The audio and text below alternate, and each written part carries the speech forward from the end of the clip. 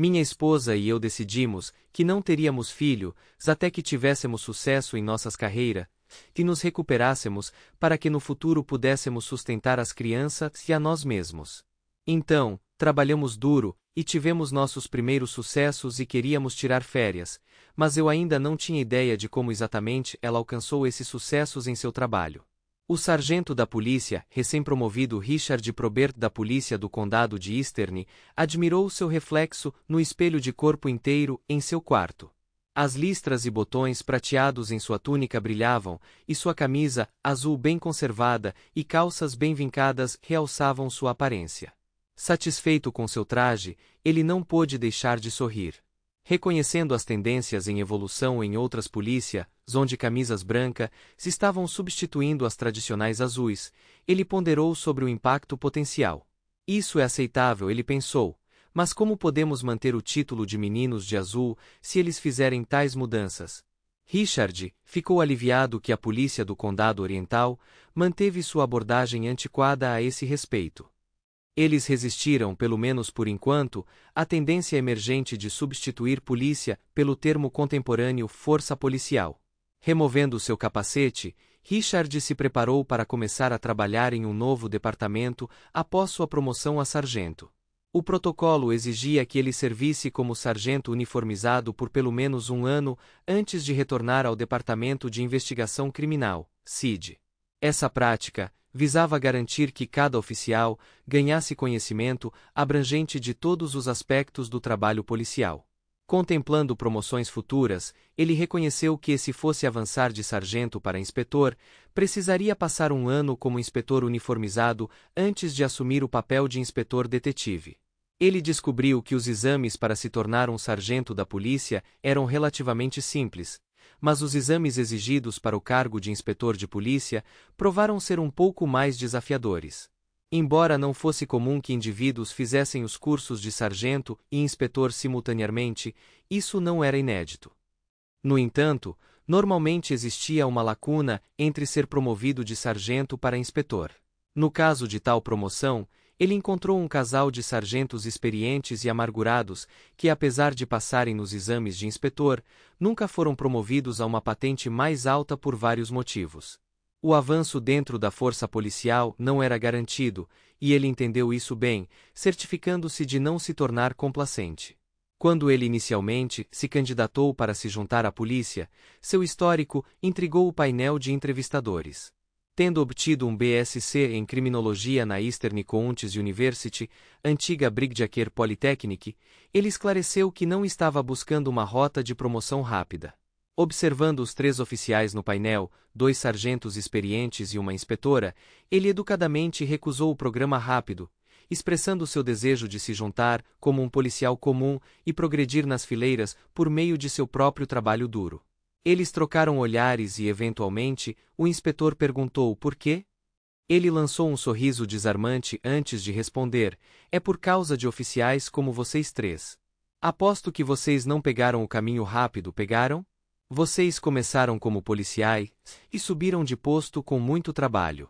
Vocês não pegaram atalhos para progredir rapidamente, o que permitiu que absorvessem todo o conhecimento necessário no caminho, guiados por colegas experientes.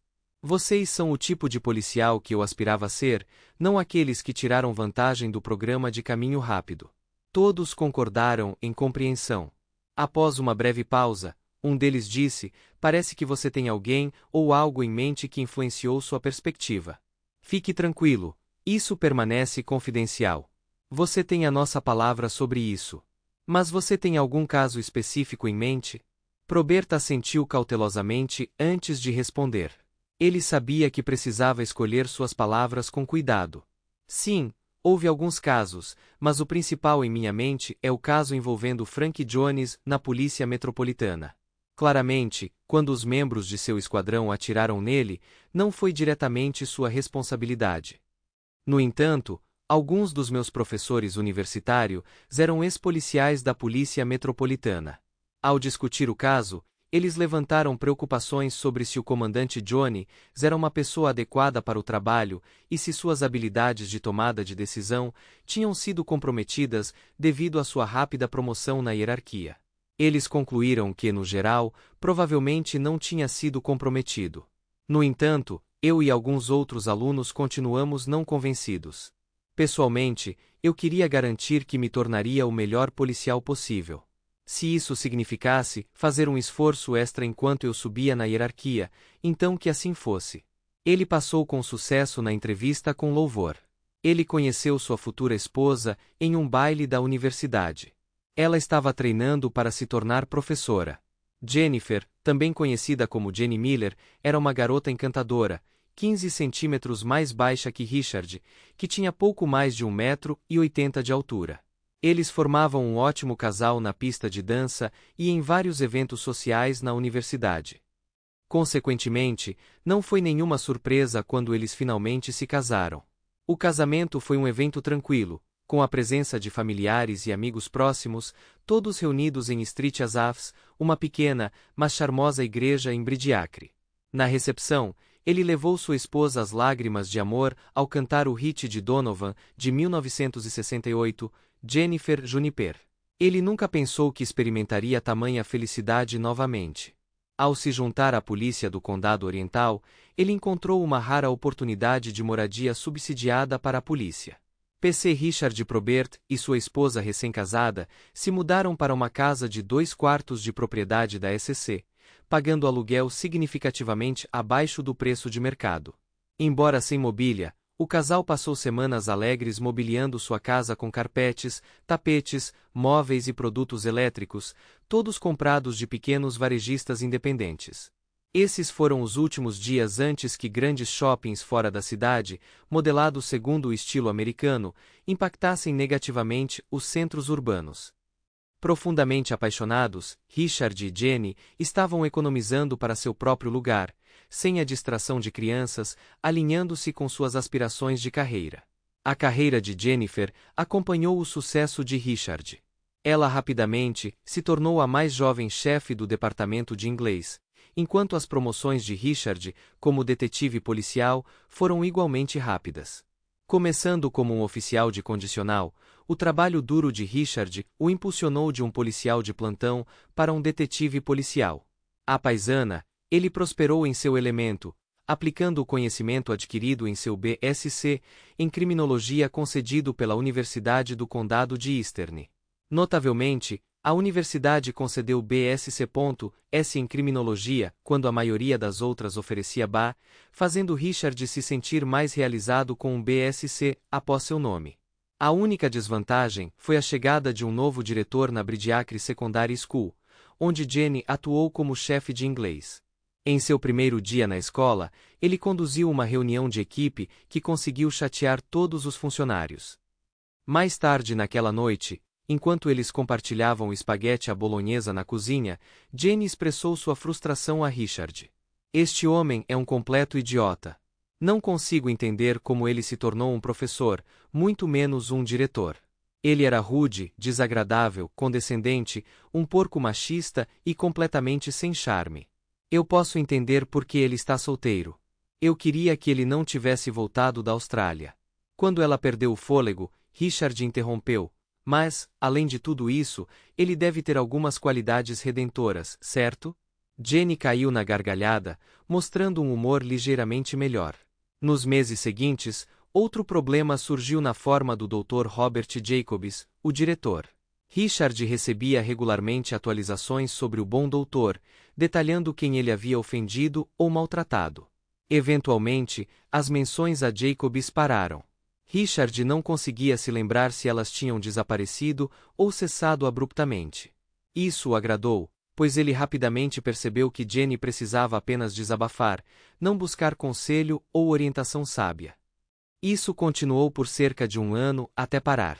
Com sua carta de promoção em mãos, Richard foi até a cozinha, notando que Jenny tinha esquecido o lanche que ele tinha preparado para ela. Ele riu, achando isso incomum para ela. Colocando a carta na mesa, ele impulsivamente decidiu levar o lanche para o escritório dela na escola, pensando que não queria que o estômago dela roncasse durante as aulas da tarde. A casa deles ficava a apenas 5 minutos de caminhada da escola, situada no lado oposto de um parque atravessado por várias trilhas públicas. O que Richard conseguiu seria inatingível hoje em dia, já que as escolas britânicas agora contam com imponentes cercas de aço com portões de acesso controlado.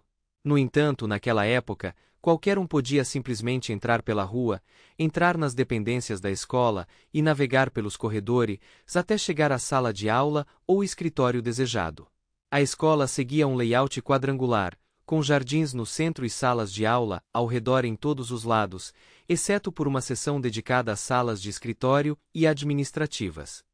Na década de 1960, salas de aula adicionais, um ginásio e um novo salão de assembleias foram incorporados à escola, mas a estrutura primária foi construída pouco antes do início da Segunda Guerra Mundial.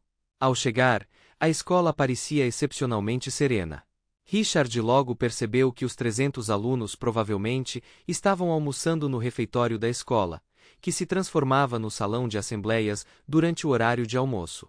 Os poucos alunos que o avistaram o encararam com espanto. Sorrindo, ele reconheceu que ainda estava vestido com seu novo uniforme. Ele caminhou pelo corredor até o escritório da esposa, abrindo a porta apenas para se deparar com uma cena que nunca havia previsto. Espalhada em uma mesa baixa de tamanho considerável ao lado de um sofá de 2 lugares, havia um piquenique de comida, provavelmente entregue na cesta de piquenique Fortnum and Mason na sala. Não é de se espantar que ela não tenha se incomodado com o almoço que preparei para ela, ele refletiu. Embora isso tenha doído um pouco, empalideceu em comparação à dor intensa de ver sua esposa, a doce Jenny, envolvida em um encontro íntimo sobre sua mesa. Seus pés calçados com meias balançavam no ar enquanto ela ria com seu amante. Imediatamente, Richard presumiu que ela estava zombando dele, seu marido. Sargento da polícia Cuckold, ele pensou amargamente.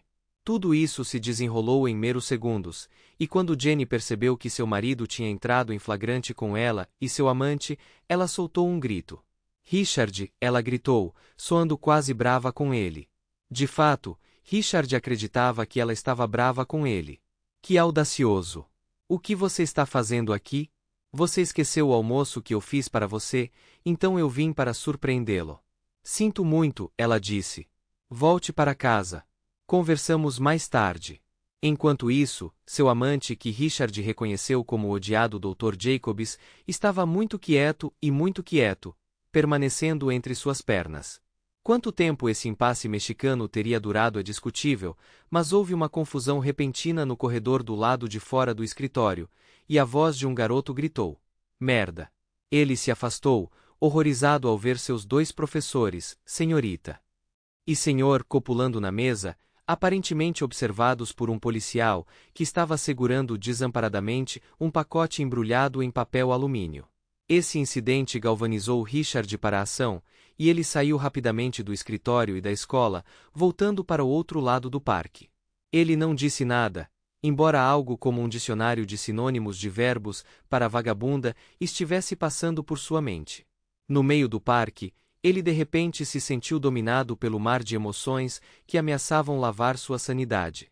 Soluçando, ele afundou em um banco do parque.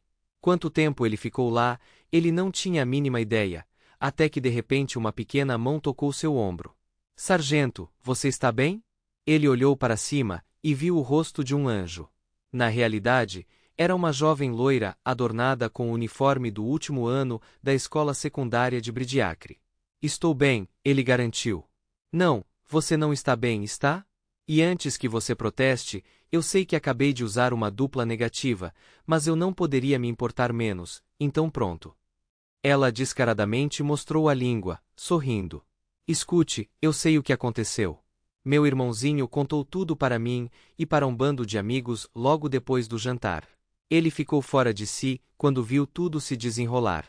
Não tenho a mínima ideia do que sua esposa tola estava pensando, se aproximando do Dr. Nast. Meu Deus! Richard balançou a cabeça. Eu não te vi antes? Ela sorriu.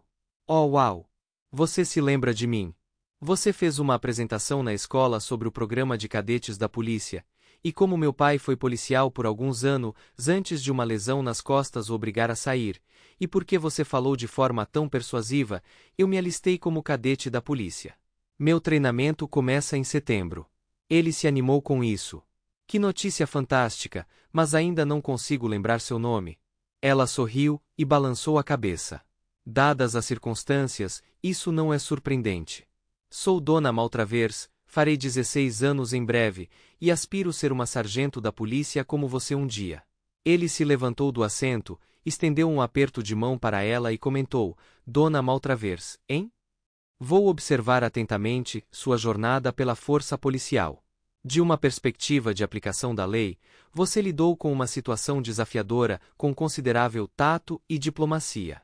Muito bem, e obrigada. Depois de se despedir dela, ele refez seus passos até a escola, enquanto se apressava de volta para sua residência.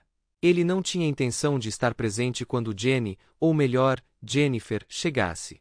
Ao retornar para casa, ele prontamente empacotou uma parte significativa de suas roupas e qualquer equipamento policial não armazenado em seu armário de trabalho, carregando-os em seu carro. Ele ligou para a delegacia de polícia, pedindo para falar com o inspetor Clive Stills, que havia se tornado um mentor e um amigo próximo. Uma vez conectado, ele informou o inspetor Stills sobre a situação. O inspetor, familiarizado com tais casos, ofereceu comentários apropriados. Você confrontou fisicamente o ofensor, Rich? Não, eu queria, mas consegui resistir à vontade, graças a Deus. Tem alguma coisa que eu possa fazer por você, companheiro? Sim, por favor. Não posso ficar na casa dela. Há algum espaço disponível na acomodação para policiais solteiros na Daly Street? No passado, eles forneciam moradia não apenas para policiais casados, mas também para solteiros. As acomodações para solteiros incluíam quartos individuais, banheiro e toalete compartilhados, cozinha comunitária e sala comum com TV. Essa configuração lembrava os dormitórios que Richard experimentou durante seus dias de universidade. Então, se houvesse um quarto disponível, seria adequado para Richard. Clive sugeriu: acredito que deveria haver um quarto disponível. O único policial que tínhamos destacado da polícia de West Midlands retornou a Coventry na semana passada e ficou em acomodações policiais. Deixe comigo, e eu vou dar uma olhada. Richard pensou que era bom ter amigos enquanto desligava o telefone. Mal sabia ele da revelação sobre a infidelidade de sua esposa. Mais tarde, quando voltou para casa, percebeu que estava sozinha com o marido ausente, pensou. Era de se esperar. Então, descobriu a notificação oficial de sua promoção a sargento na mesa da cozinha. Oh, droga! Ela exclamou para ninguém em particular. Eu estraguei o dia especial dele. Sem saber onde ele estava, ou quando ela ouviria dele novamente, Jenny sentou-se no sofá da sala de estar. Esta foi uma época antes das mensagens instantâneas, quando os celulares eram grandes aparelhos de carro, vistos principalmente em carros privatizados ricos, semelhantes à série de TV Mannix, de fabricação americana. O e-mail era desconhecido, fora de alguns círculos geeks universitários. Jenny lamentou seu infortúnio, tendo sido pega pelo marido com seu amante. No dia seguinte, o inferno se instalou na delegacia de polícia quando um homem fez uma cena na recepção. O sargento de plantão tentou acalmá-lo, com sucesso limitado. Descobriu-se que seu filho era aluno da Bridiacre Secondary Modern School e queria fazer uma reclamação sobre o diretor. Um PC o levou para uma sala e tomou notas enquanto o homem desabafava seu considerável baço. Aparentemente, seu filho tinha ido ao escritório de sua professora de inglês para pegar alguns deveres de casa, e ele tinha visto sua professora e a diretora fazendo sexo sobre a mesa em seu escritório. Ele saiu correndo e contou para sua irmã, que era alguns anos mais velha que ele. Mais tarde naquela tarde, o diretor o chamou em seu escritório e ameaçou espancá-lo até a morte, palavras do próprio diretor, e garantiria que ele fosse levado para um orfanato se contasse a alguém o que tinha visto. O resultado foi que o garoto se molhou de medo e agora estava traumatizado em casa, com muito medo de ir à escola. Quando Richard soube disso, ele ficou furioso. Eu queria ter dado um soco nas luzes sangrentas dele, ele disse para Clive. Você sabe que isso não teria ajudado, porque ele teria parecido a vítima, não o perpetrador. Isso é verdade, disse Richard, assentindo. De qualquer forma, falei com a irmã daquele garoto ontem. Bem, pelo menos presumo que seja a irmã dele, Dona Maltravers. Ela me disse que o irmão dela tinha visto a exibição vergonhosa dele, e tinha corrido e contado para a dona e suas amigas. Acho que, para assustar o menino, o diretor estava tentando trancar a porta do estábulo depois que o cavalo tinha ido embora. Mais tarde naquela manhã, Richard contatou o escritório de advocacia local, conhecido como Carden, Royston and Chair. Surpreendentemente, ele conseguiu marcar uma consulta com o Sr. Carden. Roger Carden, um indivíduo astuto com quase 70 anos, continuou a exercer a advocacia com um vigor e entusiasmo que até fez alguns de seus colegas mais jovens estremecerem. Ao compartilhar a história da descoberta da infidelidade de Jennifer, o Sr. Carden expressou simpatia, balançando a cabeça. Então você não tinha a mínima ideia da traição dela? Ele perguntou com compaixão. Richard afirmou que não tinha a mínima noção. Buscando o divórcio, presumo? Perguntou o Sr. Carden. Sim, está correto. Como devemos proceder? Richard perguntou. Bem, é um aspecto interessante da lei de divórcio britânica. Há apenas um conjunto de fundamentos para o divórcio. O casamento deve estar irrevogavelmente rompido. Se for esse o caso, o divórcio pode ser concedido, explicou o Sr. Carden. Há quanto tempo vocês estão casados? Ele continuou. Acabamos de comemorar nosso 3º aniversário, Richard respondeu. Ótimo, porque graças ao Matrimonial Causes Act de 1973, a duração necessária para pedir o divórcio foi reduzida de 5 para 3 anos, informou o Sr. Carden. Como fazemos isso? Richard perguntou. Deixe tudo conosco. Tomei notas detalhadas, que as passarei para minha secretária. Teremos a petição de divórcio pronta até o fim da semana, nomeando o amante dela como correspondente. Servir os papéis sobre eles também será cuidado, garantiu o Sr. Carden. Depois do trabalho, que envolvia principalmente se familiarizar com seu novo papel como sargento, Richard retornou à casa que uma vez dividiu com Jenny. A tensão no ar era palpável. Sentadas em ambos os lados da mesa de jantar na sala de estar, ela se desculpou pelo encontro estranho do dia anterior. Sinto muito que você tenha testemunhado isso ontem. Nunca pretendi que você descobrisse sobre Bob, Dr. Jacob, e eu dessa maneira. Deve ter sido terrivelmente perturbador para você. As perguntas dele vieram abruptamente. Há quanto tempo você está tendo um caso? E eu pensei que você o desprezava. Ela respondeu despreocupadamente. Fisicamente, essa foi nossa primeira vez juntos. Mas emocionalmente, estamos envolvidos há alguns meses. Ele é a razão pela qual você continuou evitando intimidade comigo. Ele questionou, sua frustração evidente. Ela corou, mas admitiu. Sim, suponho que ele era. Bob e eu nunca planejamos nos apaixonar. Descobri que por baixo de seu exterior, rude, há um homem com alma de poeta. Compartilhamos uma profunda conexão intelectual. É diferente do que eu tive com você, e por isso eu sinto muito. Richard, sentindo-se ofendido, retrucou. Você está sugerindo que eu não sou intelectualmente adequado para você? Eu tenho um BSc com honras em criminologia. Isso não combina com o intelecto de Bob? Ela rapidamente se desculpou. Sinto muito, Rich. Não foi isso que eu quis dizer. Saiu errado.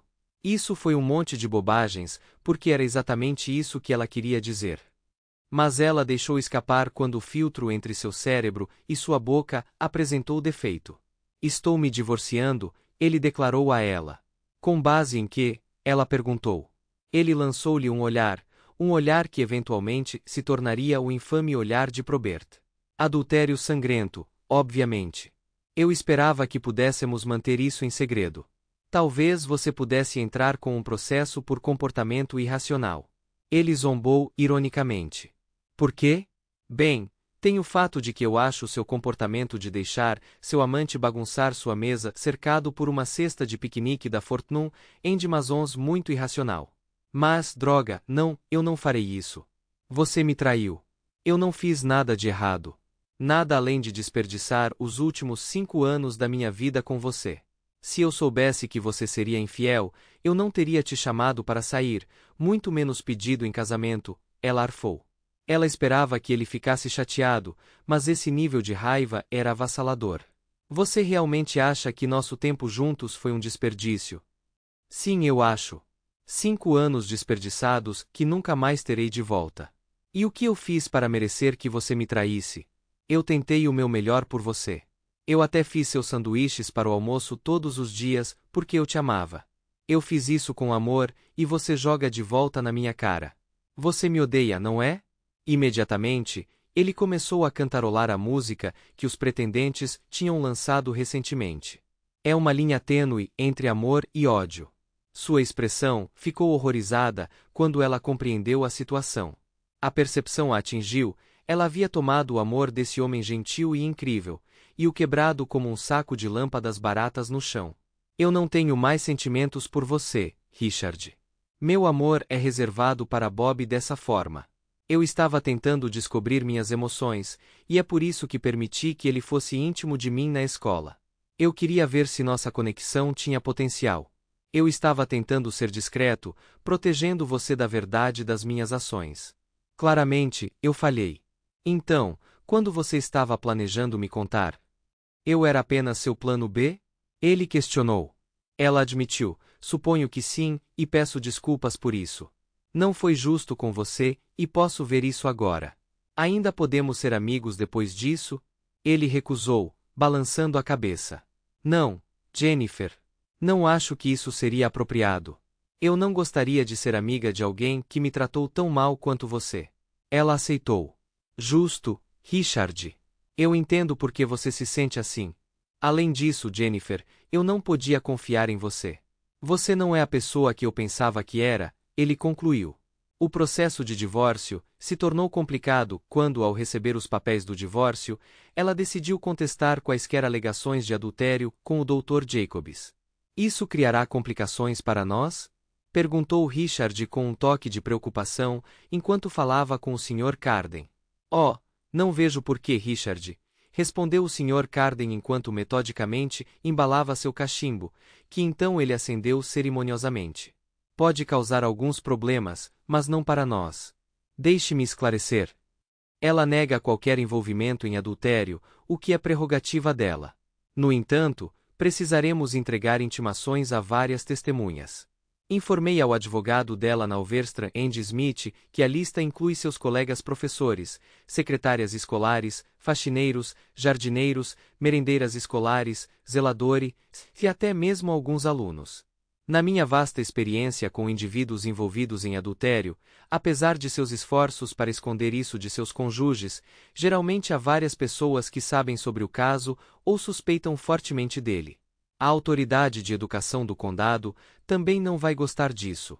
Além disso, ouvi dizer que um pai na escola apresentou uma queixa à autoridade educacional sobre o incidente, incluindo ameaças feitas por Jacob ao filho após descobri-lo em uma situação comprometedora. É realmente uma bagunça lamentável. O advogado de Jennifer antecipou o inevitável e decidiu forçá-la a tomar uma decisão. Não haveria julgamento e ela concordou com o divórcio com base em adultério. Como diz o ditado, nenhuma boa ação fica impune, e os desafios continuaram para Jennifer e seu parceiro. A polícia do condado de Eastern entregou a Jennifer um aviso de despejo, e ela ficou desapontada quando Richard recusou qualquer mobília da casa e rejeitou sua oferta de fotos do álbum de casamento deles. Por que eu iria querer lembretes do maior erro da minha vida? Jennifer olhou para ele, surpresa. Essa experiência mudou você, Rich, e não de uma forma positiva. Por favor, não deixe que minhas ações o transformem em uma pessoa amarga. Você vai encontrar outra pessoa, tenho certeza. Ela assentiu para dar ênfase. O quê? E me expor ao risco de traição de novo? É um caso de uma vez mordido, 2 vezes tímido, eu temo. Não, meu plano é dedicar minha vida inteira à minha carreira no serviço policial. Meu objetivo é chegar ao topo, mesmo que isso signifique abrir mão da âncora de uma esposa e família. Jennifer de repente começou a chorar, incapaz de falar por um momento. Mais uma vez, ela percebeu que havia machucado, talvez até mesmo arruinado, um homem que já significou muito para ela e por quem ela ainda nutria alguns sentimentos. Ela sabia que a autoridade de educação do condado estava investigando o incidente entre ela e Bob na escola. Ambos forneceram declarações por escrito durante entrevistas conduzidas sob cautela. A audaciosa representante do conselho chegou a declarar: você não precisa dizer nada a menos que queira, mas o que disser pode ser dado como evidência. Com raiva, ela ponderou: dado como evidência onde? Embora a rescisão do emprego dela e de Bob, devido à má conduta grave, não tenha sido surpreendente, a seriedade com que a conversa de Bob com o garoto estava sendo tratada pela polícia foi inesperada. Eventualmente, a polícia decidiu não apresentar queixa. O próximo passo foi o comparecimento deles perante a agência reguladora do ensino. Ela recebeu permissão para ensinar, mas apenas sob supervisão rigorosa. Em contraste, Bob Jacobs foi permanentemente impedido de ensinar devido ao seu relacionamento inapropriado com uma subordinada casada e ao impacto duradouro no estudante, que continuou a passar por aconselhamento meses depois. Apesar dos contratempos, Jennifer tinha um plano. Ela pretendia se mudar para longe, talvez para Cheshire ou West Midlands, e garantir um emprego como professora. Ela imaginou Bob se juntando a ela, possivelmente começando uma pequena consultoria educacional paralelamente. No entanto, seus planos foram destruídos quando ela descobriu que o Dr. Jacobs não era tão solteiro quanto ele havia alegado. Sua esposa e seus 2 filhos retornaram da Austrália, onde estavam morando, esperando se juntar a ele na nova casa que ele havia dito que estava procurando. Jennifer chegou à conclusão de que havia sido manipulada por um indivíduo habilidoso. Como resultado, ela decidiu se mudar para uma vila nos arredores de Chester. Em vez de seguir carreira como professora, ela optou por trabalhar como secretária em uma fábrica de aeronaves local. Ao descobrir as ações do marido, a senhora Jacobs expressou sua desaprovação, dando vários chutes na virilha dele. Apesar disso, ela escolheu não se divorciar dele e tinha outros planos para ele. Eventualmente, ele se arrependeu de não ter escolhido o divórcio, especialmente considerando sua carreira subsequente na venda de seguros comerciais somente comissionados. Richard Probert avançou em sua carreira, finalmente alcançando a posição de DCI. Ele permaneceu fiel à sua previsão de se distanciar da âncora de uma esposa e família. No entanto, o caso Mallory e Breed despertou velhos pensamentos e emoções. Várias semanas após a conclusão do julgamento, ele se viu refletindo sobre sua própria crise conjugal em sua mesa. A sargento Dona Maltrever entrou na sala e notou seu estado contemplativo. Oi, dona, o que posso fazer por você? Ele cumprimentou. Você está parecendo pensativo, senhor, ela perguntou. Sim, eu estava relembrando minha própria experiência com desastre conjugal, para ser honesta. Oh Deus, sim, eu me lembro daquele incidente terrível na escola. Fiquei tão impressionada com o quão digna você foi naquele dia, Dona lembrou. Ele assentiu e sorriu. Sim, eu me lembro disso sobre você. Mas também me lembro de quão bem você me tratou. Eu estava confiante de que você seria um excelente policial, e tudo o que você fez até agora validou essa crença. Senhor, se não se importa que eu pergunte, você está em um relacionamento atualmente? Mais ou menos. Há uma mulher divorciada chamada Karen que trabalha como secretária na perícia do condado de Eastern. Estamos em termos amigáveis, nada muito sério no Once Bitten, Twice SHY, certo? Sim, isso é verdade. A propósito, estou feliz que você tenha passado por aqui, porque eu estava querendo discutir sobre te empurrar para o exame do seu inspetor. Você está afim? Nem a metade, ela exclamou ansiosamente.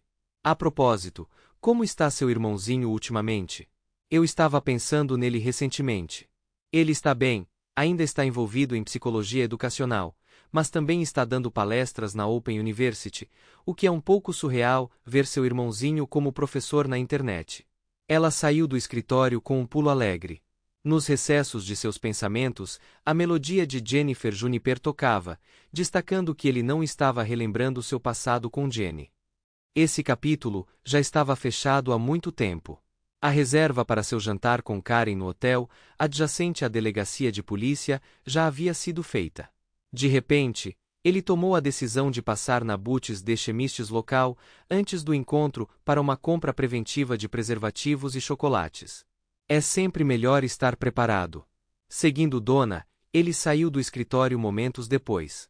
Embora ele não estivesse exatamente pulando, qualquer observador podia sentir uma energia flutuante em seu passo, como se ele estivesse contemplando a ideia. Esse é o fim da história. Escreva sua opinião nos comentários sobre esta história. Será interessante para nós lermos. Além disso, não esqueça de curtir e se inscrever em nosso canal para não perder novas histórias igualmente interessantes e emocionantes. Boa sorte!